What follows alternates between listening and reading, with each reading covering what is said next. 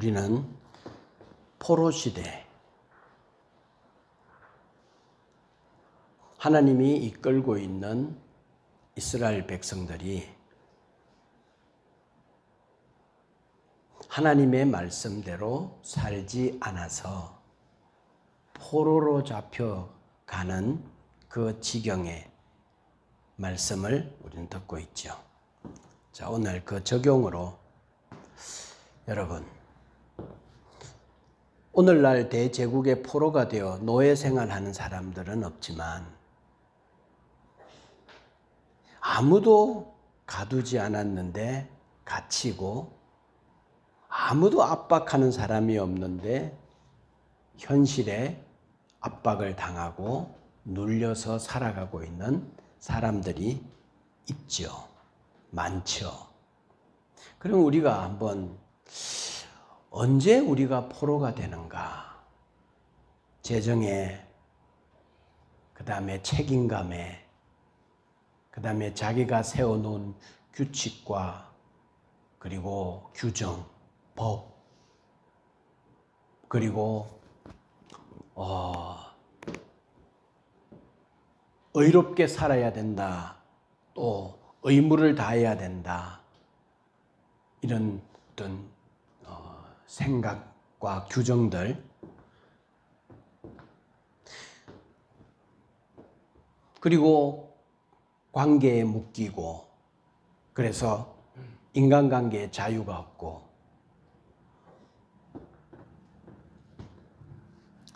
자기를 구축하느라 자기를 구축하느라 삶이 묶여 있는 이런 포로되어진 채 살아가고 있는 거죠. 이런 것에서 우리가 자유할 수 있는가? 해방될 수 있는가? 해방일지를 쓸 수 있는가?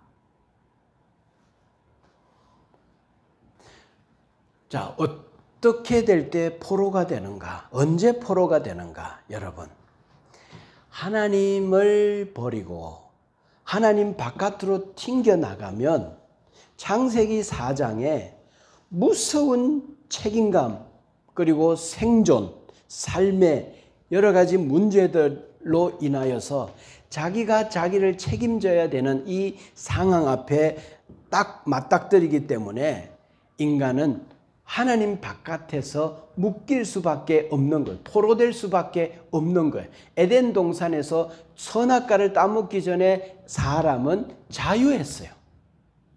풍요로웠어요. 근데 하나님을 떠나니까 자기가 자기를 책임져야 되는 그 무서운 책임감, 그리고 그런 사회적 구조들로 인하여서 포로가 될 수밖에 없었던 거죠. 여러분, 하나님 안에는 자유케 되는 줄로 믿습니다. 그래서 예수님께서 이 땅에 왜 오셨느냐? 누가복음 4장 21절에 보면, 4장 18절에 보면 예수님은 이 땅에 사람들이 묶여서 종으로 살아가는 자들을 자유케 해주기 위해서 오셨다. 할렐루야. 포로된 자에게 자유. 그래서 우리가 이 땅에 살아가는 동안 내가 지금 묶임의 모드 안에 있다. 내가 지금 자유의 모드 안에 있다. 내 삶이 어쩜 이렇게 자유로울까? 어떻게 이렇게 해방되어지고 풍요롭고 풍성하고 이럴까? 참 은혜다, 감사하다. 이렇게 살아가는 사람이 있는가 하면 현실에 꽉 잡히고 묶여서 성과를 내야 되고 결과를 만들어내야 되고 업적을 만들어내야 되고 이력서에 한 줄 더 자기의 경력을 썩이고 스펙을 마련하기 위해서 삶에 묶여서 허덕이며 어쩔 수 없이 살아가고 경영하기 위해서 어쩔 수 없이 기쁨을 다 상실한 채 자유를 다 잃어버린 채 거기에 묶여서 직장에 묶여서 돈에 묶여서 현실에 묶여서 관계에 묶여서 살아가는 묶임의 모드로 살아가는 사람들이 있을 수 있고 자유의 모드로 살아가는 사람들이 있을 수 있어요. 심지어는 목회를 하더라도 목회가 묶임의 모드가 있을 수 있고 자유의 모드가 있을 수 있고요. 그리고 아주 선하고 좋은 일을 하면서도 그 선하고 좋은 일들이 묶여서 있을 수 있고 자유하면서 할 수도 있고, 내 인생 하나 살아가는데 내 삶이 묶여서 사는 모드인가, 자유해서 야, 사람이 이렇게 사는 게 행복할 수 있나, 이렇게 좋고 즐거울 수 있나, 난 자유해. 이건 누가 아느냐? 자기 자신이 알아요. 자, 포로 시대의 적용입니다. 언제 포로가 되는가? 하나님 바깥에는 포로가 될 수밖에 없어요. 하나님 안에 있는 것 같아도 이스라엘 백성은 하나님의 백성이고 하나님이 통치하는 백성임에도 불구하고 그들이 포로 생활할 수밖에 없는 것처럼 하나님 바깥으로 튕겨 나갔으니까 스스로 자원해서, 우리도 하나님 바깥으로 튕겨 나가면 하나님 안에 있으면 하나님을 섬기는 일로 구속당하고 내가 마음대로 못하고 하나님의 말씀대로 살아야 되니까 힘들지 않겠나, 그런 생각, 잘못된 생각을 하고 이제 우리는 하나님 바깥으로 선악과를 따먹은 모습으로 튕겨 나가면 그곳에 오히려 뭐가 있는가 하면 더 묶임과 포로됨이 있다 이 말이에요. 그러나 하나님 안에는 자유함이 있는 줄로 믿습니다. 네, 하나님 안에. 그래서 우리가 하나님 안에 있자.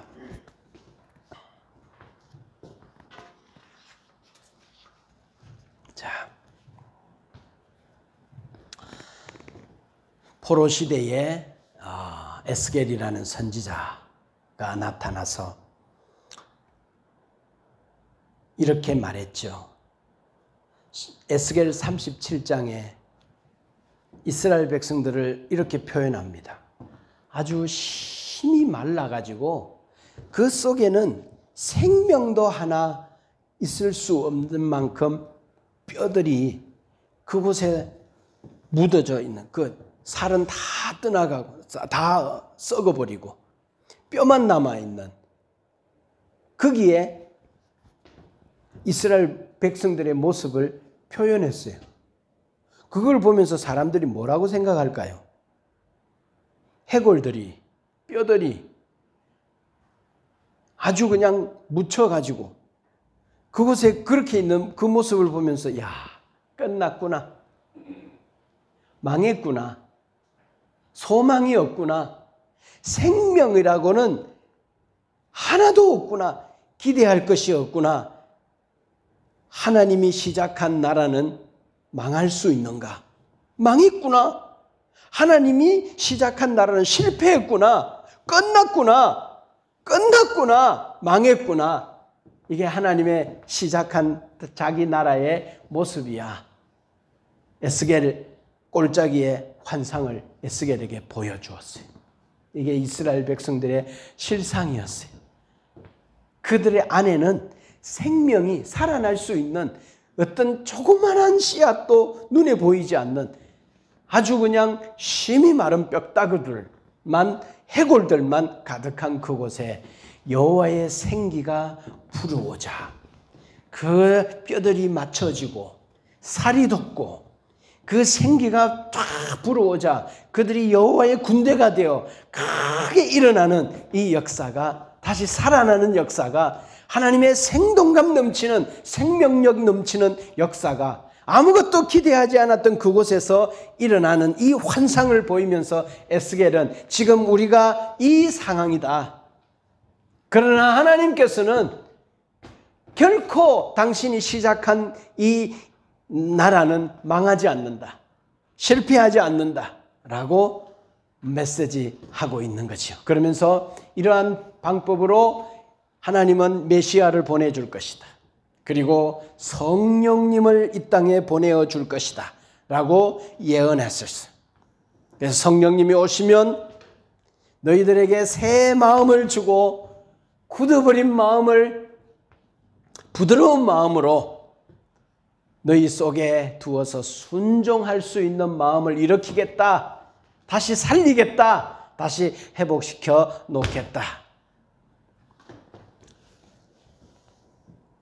그래서 하나님께서 그곳에 성전 삼고 그 성전에 임하시겠다라고 예언하면서 에스겔서의 포로 시대 메시지를 선지자가 선포하지요.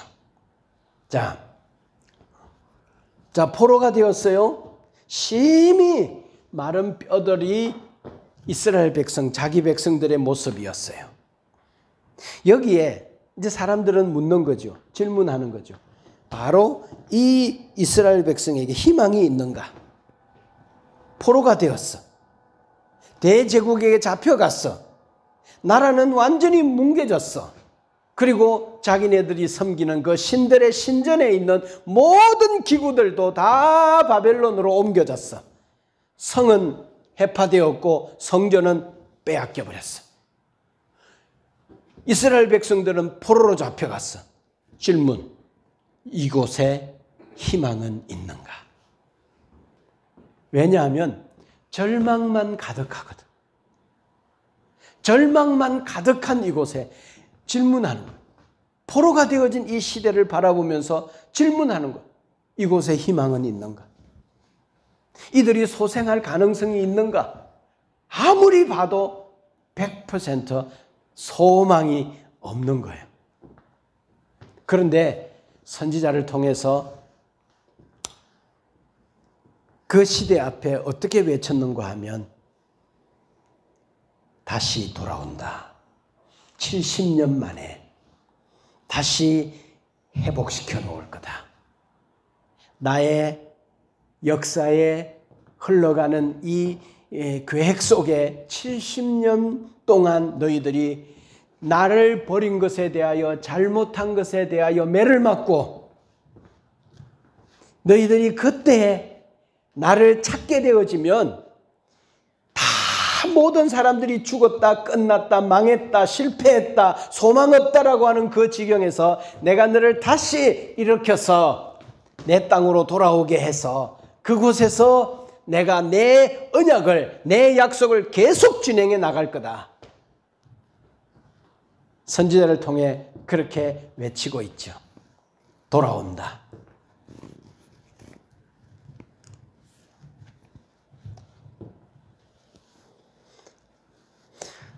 그런데 70년이 가까워 오는 거죠. 근데 바벨론이 망하고 바벨론보다 훨씬 더 강한 바사와 메데라고 하는 페르시아 제국이 바벨론을 정복하고 세계 패권을 쥐게 된 거예요. 이때 뭔가 하나님의 약속을 기대했던 사람들은 우리가 독립하고 다시 고토로 돌아가지 않을까라고 하는 기대를 갖고 있었는데 여기에 찬물을 끼얹은 그런 기분이죠. 왜냐하면 바벨론이 보다 더 강한 제국이 일어났으니까. 그래서 역시 현실의 힘은 커. 우리의 꿈과 우리의 기대를 다 접자. 하나님이 그렇게 말씀하셨고 약속했고 선지자들이 외쳤지만 결국은 안 되는구나. 안 되는구나. 안 되는구나. 나는 안 되는구나. 이렇게 판단 내릴 수밖에 없는 거예요. 여러분, 우리는 살아가면서 얼마나 자주 역시 나는 안 되는구나. 그럴 때 하나님은 외치죠. 믿음은 바라는 것들의 실상이요 보이지 않는 것들의 정건이. 그래서 이 말씀을 어거스틴은 이렇게 이야기했어요. 믿음은 보이지 않는 것들을 보는 것이며 믿음의 보상은 믿는 바를 보게 될 것이다. 이런 명언을 남겼어요. 믿음의 보상은 너가 믿는 것을 보게 되는 날이 올 것이라는 거예요.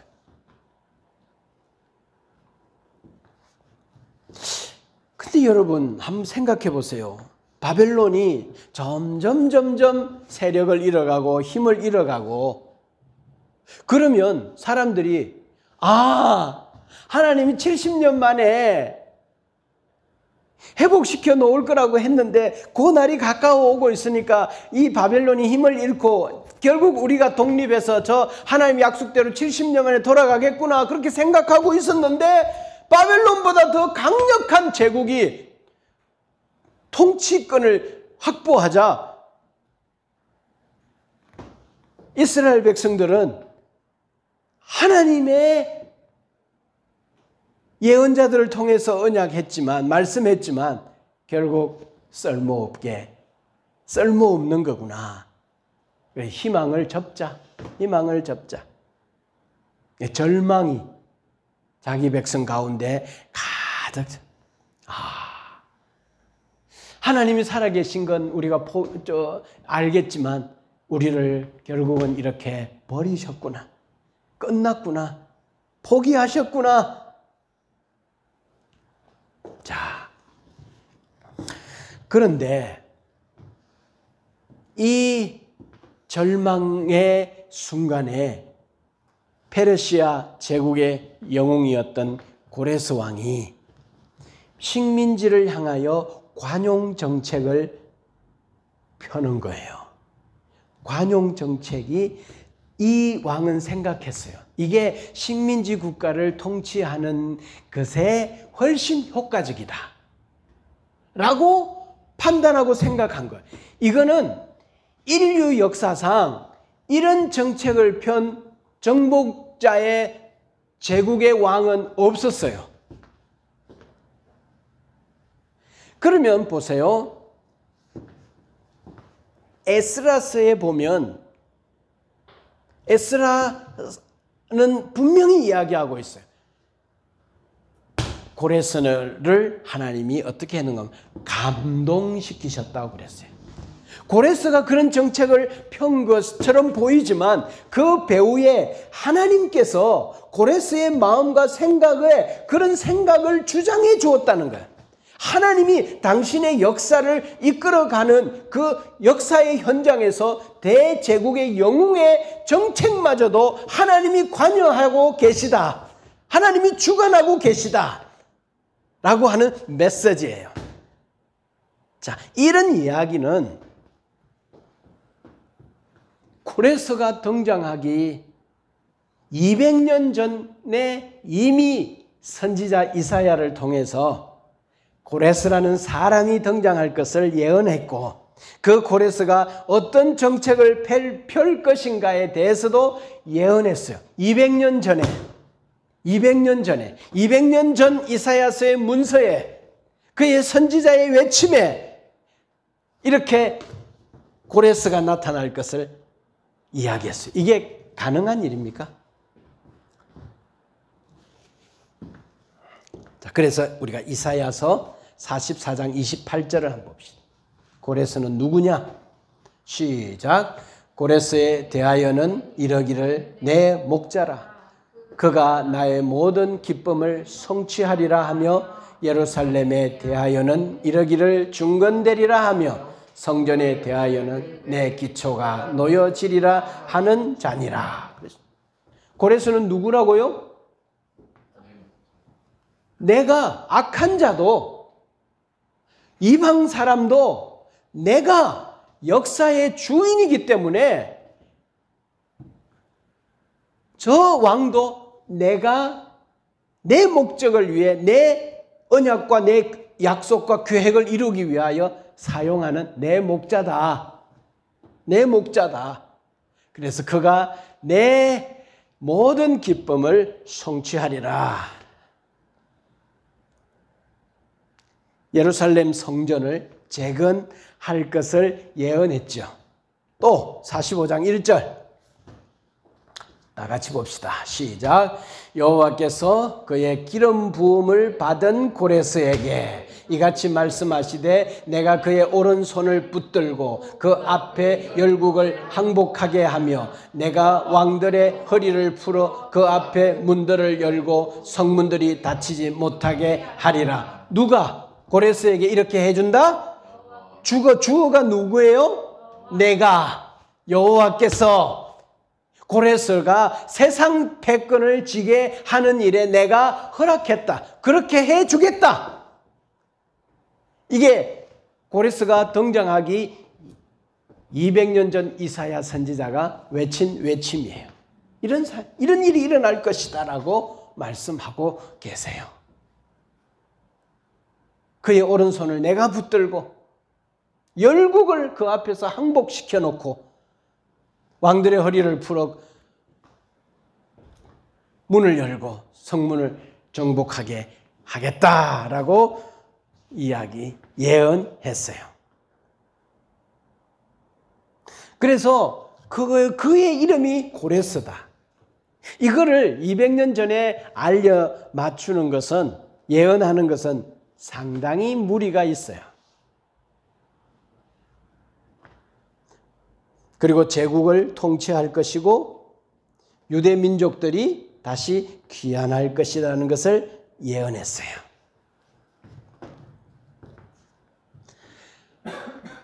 에스라스에 보니까 이 고레스가 너희들 자기 땅으로 돌아가라 할 때 바벨론에서 느부갓네살을 통해 모든 빼앗아왔던 성전의 기구들을 다 돌려줄 테니까 그거 다 갖고 가서 너의 신을 섬겨라 라고 다 기구들을 돌려줬어요. 예산이 필요하면 돈도 우리가 후원해 줄게. 자기 신을 섬기고 자기 고토로 돌아가서 자기들의 나라를 건설해라. 필요한 것은 내가 다 공급하겠다. 이건 뭔가 하면 영어로 말하면 미라클이에요. 있을 수 없는 일이 일어난 거예요. 식민지 정책에서 이런 있을 수가 없는 일이 일어난 거예요.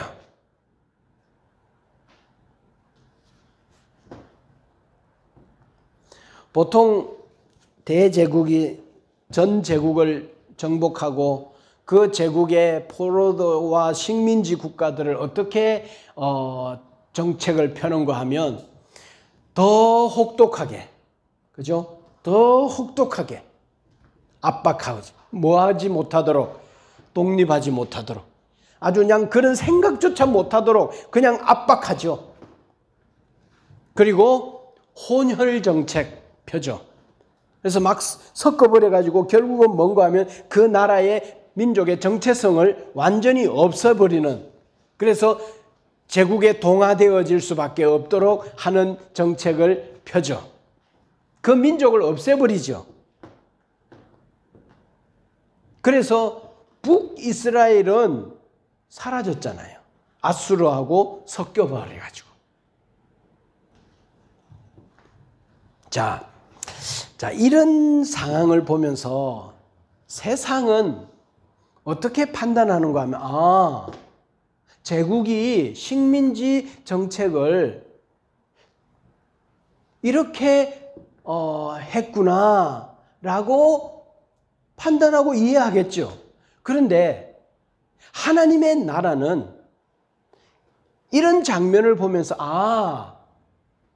하나님께서 대제국을 엎어버리고 다른 제국을 세우기도 하고, 그리고 그 제국의 통치자를, 왕을 세우기도 하고 폐하기도 하면서 그 왕의 정책마저도 하나님께서 세계를 경영하는 그 경영의 계획 속에서 하나님은 사람의 생각도 주관하시는구나, 나라의 정책과 환경도 하나님은 주관하고 계시는구나 라고 하나님의 나라는 다르게 이해하는 거예요. 세계 역사의 주인이 누구 있구나, 세계 경영의 주체는 하나님이시구나, 그 중심에는 자기 백성이 있구나, 자기 백성이 그 언약과 계획을 이루기 위한 중심에 자기 백성이 있어서 하나님은 포기하지 않으시구나, 하나님은 실패하지 않으시구나, 하나님은 그 옛날 자기가 한 그 언약의 약속을 기억하고 자기 백성들이 실패하고 망해도 하나님은 망하지 않구나, 하나님의 나라는 영원히 이 언약을 반드시 실행하시겠구나 라고 하는 믿음이 역사를 보고 성경을 보면서 이해되어지는 것이 하나님의 나라죠. 여러분, 이게 꾸며내온 소설이 아니라 실제로 역사에서 일어난 일들이기에 더 우리에게 힘 있는 정언이 되는 거죠.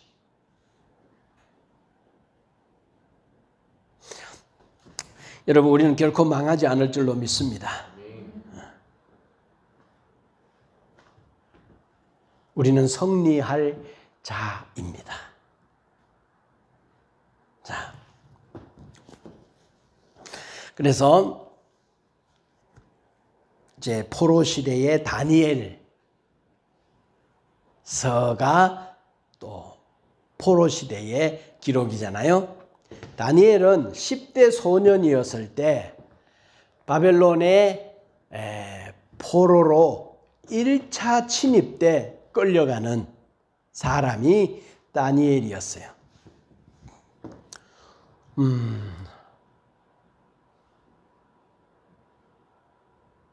이스라엘의 유력한 집안의 소년으로 믿음 좋은 부모 밑에서 신앙과 믿음을 배우고 믿음 좋은 정체성을 가지고 어디에 어떤 환경에 갖다 놔도 여호와 신앙에 흔들리지 않을 수 있는 사람이 다니엘이었어요. 이 다니엘이 포로로 잡혀갔어요. 가서 바벨론의 궁중교육을 받으면서 성장했어요. 다니엘서에 보면 1장 8절에 다니엘이 잡혀가면서 친구들하고 결심한 게 있어요. 결심한 게 있어요. 뭔가 하면 나는 이방의 여러 가지 문화로 인하여서 내 믿음과 신앙과 내가 소신과 정체성에 대하여서 나를 더럽히지 않겠다라고 하는 마음의 뜻을 정하였어요. 그리고 포로로 바벨론에 잡혀갔어요. 여호와 신앙에, 내 소신에, 나의 정체성에, 나의 삶의 방식에 내가 더럽혀지지 않겠다, 타협하지 않겠다 라고 뜻을 정했어요. 여러분, 여러 가지 환경에 지배를 받는 우리들의 모습이죠. 흔들리는 거죠. 그런데 여호와의 신앙이 그를 꽉 잡고 있다면 어디에 있든지 흔들리지 않을 수 있는 거죠.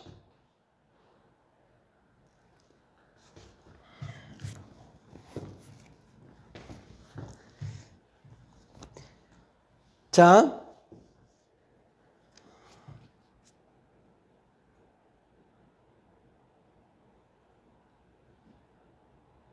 다니엘이 국무총리가 되었을 때 다른 도를 다스리는 국무총리 친구들이, 민족이 다르죠. 국무총리들이 다니엘을 어떻게 하면 죽여버릴까? 음모를 꾸미고 기간을 정하고, 왕이여 며칠 이 기간 동안에는 어떤 신이든지 그 신에게 절하는 자들은 사자굴에 넣으십시다. 오직 당신만 섬기고 당신만 생각하는 기간을 정하십시다. 왕이 오 좋아 그거 좋아 사인해버렸어요. 도장을 찍었어요. 그리고 다니엘은 이 조서를 알면서도 예루살렘을 향하여, 성전을 향하여 창문을 열어놔 놓고 하루에 3번 하나님께 기도했어요. 그래서 이것이 발각되어지고, 그리고 사자굴에 들어가서 그 사자굴에서 다니엘이 살아나오잖아요. 3일을 굶주린 사자를 집어넣어버린 거예요. 사자굴에 집어넣어버린 거예요. 사자들. 그러면 얼마나 뜯어먹겠어요. 그런데 왕이 다음날 다니엘을 보고 굴에서 다니엘아, 너가 믿는 하나님이 널 보호했느냐? 아무런 기대도 하지 않고 얼마나 처참하게 떠더 죽었을까 생각하면서 다니엘은 동굴 밑에서 소리가 들리는 거예요. 왕이여, 내가 믿는 하나님이 지난밤에 사자들로부터 나를 지켜주었습니다. 이게 무슨 일이야? 그들이 음모를 알고 이제 다니엘이 죽은 게 아니라 그 국무총리들을 다 처리해버렸어요. 그리고 다니엘을 살렸어요. 그래서 보세요. 다니엘은 1차 포로 때 잡혀갔어요. 바벨론 때. 그리고 왕이 바뀌어요. 왕이 바뀌는데 결국 어디까지? 제국이 바뀌었어요. 고레스 왕이 통치하는 그 기간까지도 다니엘은 살아서 국가에 영향력 있는 인재로 살아남았어요. 그러니까 제국들이, 왕들이 다리오 왕이라든지 고레스 왕이라든지 느부갓네살이라든지 이런 왕들이 다니엘이 필요했던 거예요. 필요한 인재였던 거예요.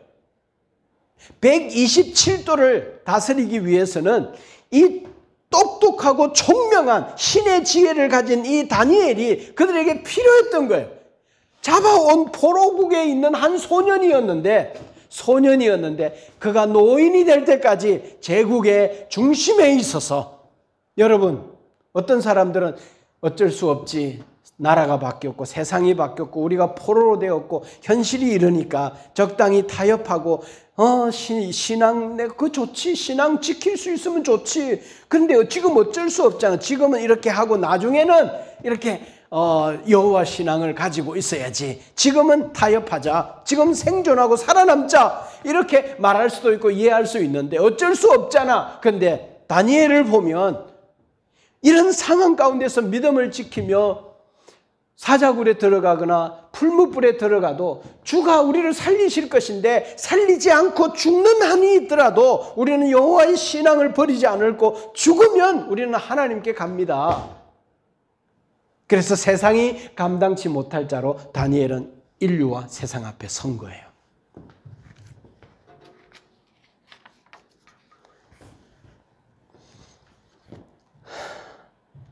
다니엘서 2장에 보면 느부갓네살이 꿈을 꾸죠.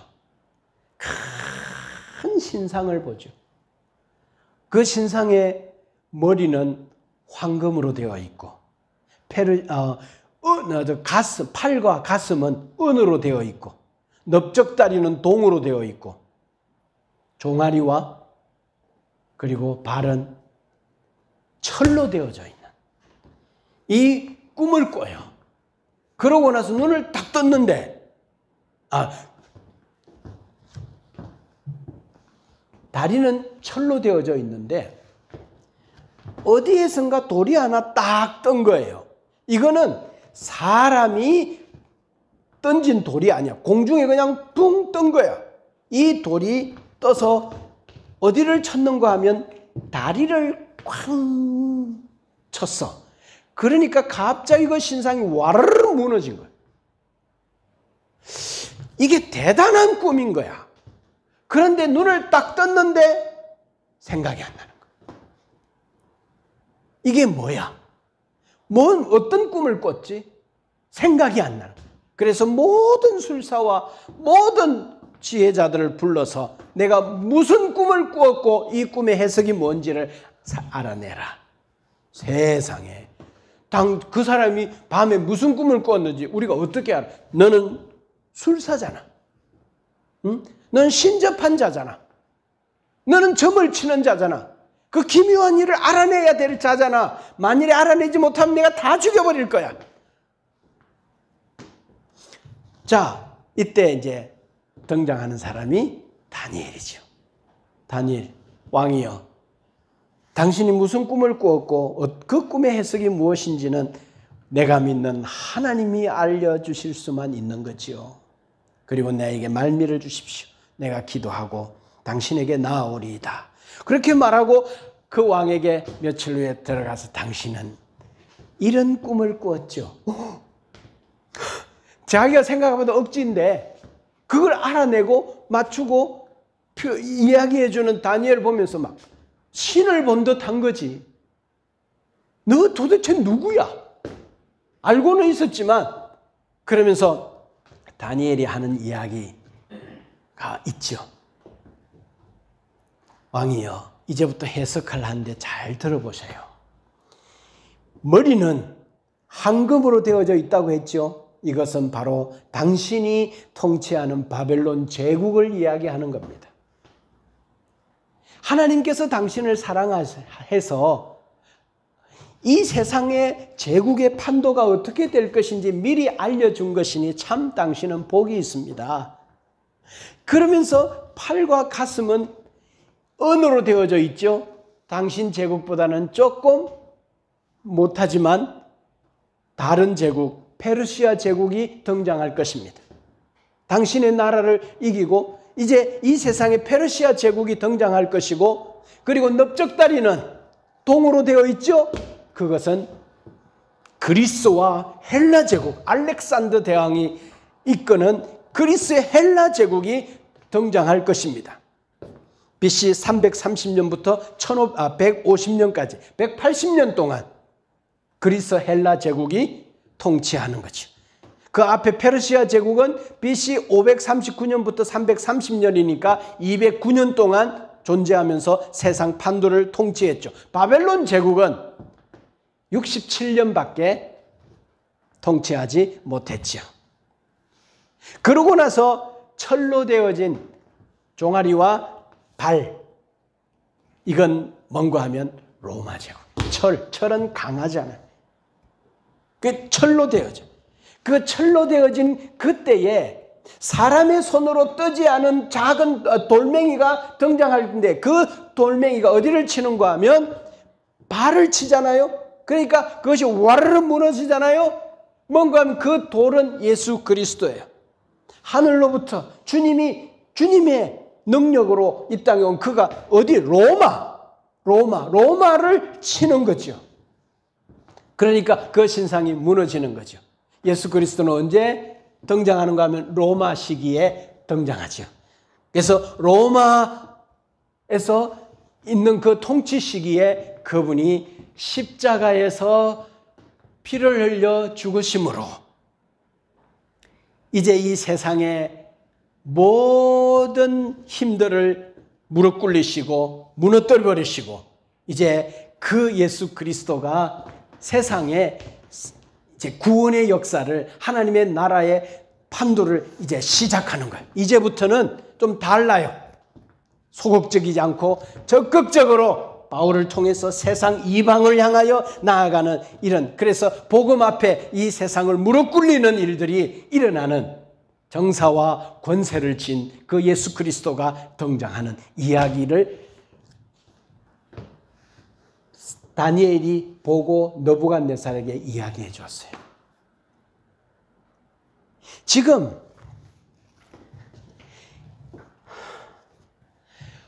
포로 시대에 선지자들이 어떤 이야기를 하고 있는가 하면 세계 열광의 변천사가 어떻게 펼쳐질 것인지에 대하여서 예언하고 있어요. 이 말은 동시에 어떤 말인가 하면 선지자들을 통해서 이야기하고 있는 이 예언들을 보면, 세상 역사는 누가 경영하는가? 세상 역사의 경영자는 있는가? 세상 역사는 어디를 향하여 송곳처럼 흘러가고 있는가? 세상 역사는 우연히 그냥 흘러가는가? 이런 것에 대하여서 메시지를 하고 있습니다. 역사는 그냥 우연히 흘러가고 있는가? 그냥 흘러가고 있는가? 아니면 역사는 목적이 있는가? 어디를 향하여 타켓을 두고 흘러가고 있는가? 그래서 역사는 영어로 history라고 그러잖아요. 이 history라는 말은 두 개의 단어의 합성어잖아요. his story. 그게 history로 역사라고 말하잖아요. 그분의 이야기. 역사는 그분의 이야기인 거예요. 그래서 영어에서 역사를 히스토리라고 한 것은 참 오묘한 단어죠. 역사는 하나님의 이야기예요. 그래서 우리는 역사적 사관을 가져야 될 필요가 있어요. 역사를 알아야 될 필요가 있어요. 역사를 이해해야 돼요. 지금 우리는 창조시대에서 세상을 창조한, 그래서 하나님은 누구신고 하면 이스라엘 백성의 민족신이 아니라 온 우주와 천지를 만드신 그분이 하나님이시고, 그 하나님이 온 세상의 모든 사람의 주이시고 아버지이세요. 그래서 예수 그리스도가 이 땅에 오시고 난 이후에 이 복음은 어디를 가는가 하면 이제 세상 이방을 향하여 가기 시작해. 모든 족속으로 제자를 삼는 이런, 그래서 하나님의 나라가 성리하는, 하나님의 이야기는 이스라엘 백성들만의 민족신이 아니라 하나님은 온 우주와 이 세상 모든 존재했던 사람을 시작하신 아버지이세요. 주이세요. 그래서 예언자들은 지금 무슨 이야기를 하고 있는가? 포로 시대의 사람들은 포로 시대의 성경은 뭘 하고 있는가 하면 역사의 주인은 하나님이시다. 세계를 경영하는 분은 하나님이시다. 그리고 이 역사는 송곳처럼 어디를 목적에 두고 흘러가고 있느냐? 에덴 동산에 창세기 3장 15절에 했던 그 하나님의 약속, 그 약속을 가지고 자기 백성을 다 찾아내는, 그래서 그들을 백성 삼아 당신의 백성을 다 찾고 그들과 함께 영원한 왕국에서 하나님의 나라, 그래서 창세기에서 선악과를 따먹기 전 하나님의 의도를 다시 그곳에서 회복시키는, 완전히 회복시켜서 자기 백성들을 다 찾아내는 이런 이야기가 성경 이야기고, 이 이야기는 팩트인 역사라는 사실에 기반을 두고 하나님은 이야기하고 있다. 그 역사를 경영하고 그 역사에 고레스가 있고, 바벨론 제국, 페르시아 제국, 헬라 제국, 그리고 로마 제국이, 그곳에서 알렉산더가, 그곳에서 고레스가, 그곳에 느부갓네살이, 그곳에서 가이사가 등장하는 이러한 일들도 다 하나님이 주관하고 계시고 역사하고 계시는 분이 하나님이시니, 그 하나님은 얼마나 크신 분이신, 얼마나 놀라운 분이신,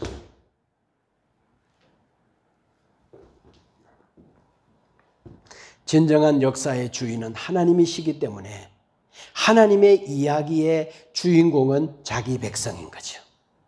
그러니까 자기 백성들에게 입장에서 보면, 역사를 보면서 뭘 느끼는가 하면 희망, 소망, 위로, 기대, 이런 걸 느끼는 거예요.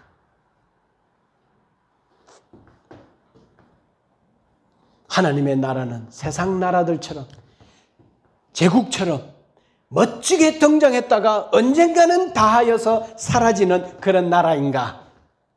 예언자들은 말하는 거예요. 아니다. 하나님의 나라는 심히 마른 뼈처럼 꺼져가는 거고 소망이 없는 것, 절망스러운 것지만 결국은 하나님이 살아계셔서 그 하나님은 당신이 실패하지 않는 나라, 영원한 나라, 망하지 않는 나라, 성공적인 나라로 마무리할 것이다 라고 이야기하고 있어요.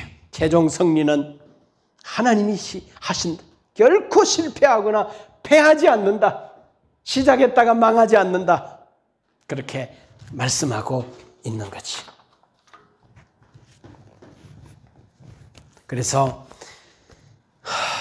에스겔은 절망 중에 희망을 노래한 선지자로 그의 백성들에게 절대로 절망하지 말라고 외치고 있고, 다니엘은 세상 제국을 이야기하면서 하나님의 나라는 이 세상 제국과 달리 결코 망하지 않는, 일어났다가 패하고 망하고 소실되어지고 없어지는 나라가 아니라 하나님의 나라는 없어지는 것 같아도 결코 없어지지 아니하고 결국 승리할 것이다.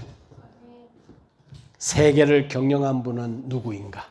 세계를 경영하는 분은 과연 있는가? 여러분, 세상 역사는 하나님이 쓰시고 계시는 줄로 믿습니다. 그래서 하나님의 나라는 결국 승리할 거예요. 영원할 거예요. 자, 결론.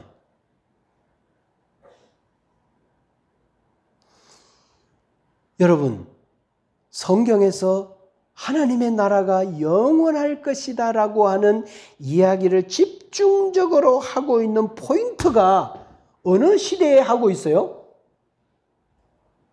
포로 시대에 하고 있어요. 포로 시대는 사람들이 생각해요. 아, 하나님이 시작한 저 나라는 결국 망했구나, 패했구나, 사라졌구나, 없었구나, 힘이 없구나, 미약하구나, 저러다가 끝났구나 라고 누가 봐도 말할 수 있는 그 시대에 하나님은 자기 나라는 영원하다라고 하는 메시지를 그 시대에 선포하고 있어요. 그러니까 무슨 말이죠? 하나님께서 이 나라, 자기의 나라가 영원할 거라고 하는 이야기를 가장 임팩트 있게 말할 수 있는 시기가 이 포로 시대라고 생각했어요. 망해버린 세대, 끝나버린 이 시대, 절망만 가득한 이 시대 앞에 하나님은 뭘 말하고 있어요? 소망과 희망, 내 나라는 결코 패하지 않는다라고 하는 이야기를 하고 있는 이 시기가 포로 시대라는 거예요.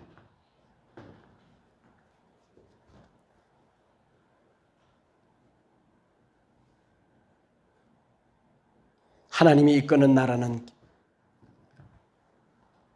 결코 망하지 않고 강대국과 대제국에 의해서 지금은 지배받고 백성들은 억압을 당하고 앞으로의 미래가 불확실하고 사라질 것 같은 위기가 있고 하나님의 이야기가 실패했다고 평가받을 그때에 하나님은 가장 임팩트 있게 당신의 나라는 영원하고 승리할 거라는 것을 전달할 포인트로 삼았다는 거예요.